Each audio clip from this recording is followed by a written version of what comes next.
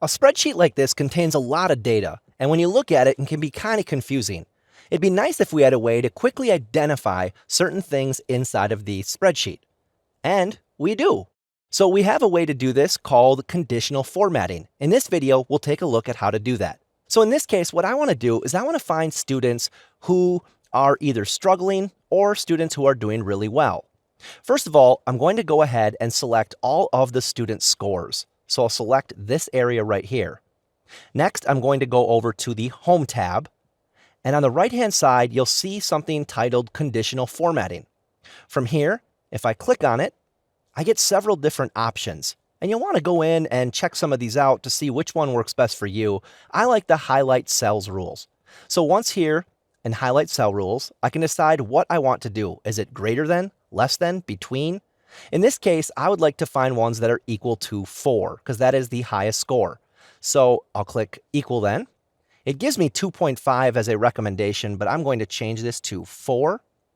And then it's telling me any cell that has 4, it will fill with light red fill with dark red text. Well, in this case, I want to change that. I'll click this drop down. It gives suggestions, either that or you can customize the format any way you'd like. I want to put, though, green fill with dark green text. I think that will do a good job of showing me any students who are advanced in specific skills. I'll go ahead and click OK. And just like that, I can now look at this and see where trends are. I can see, like, for example, in the creativity column in this assignment, there are a lot of advanced. That's good.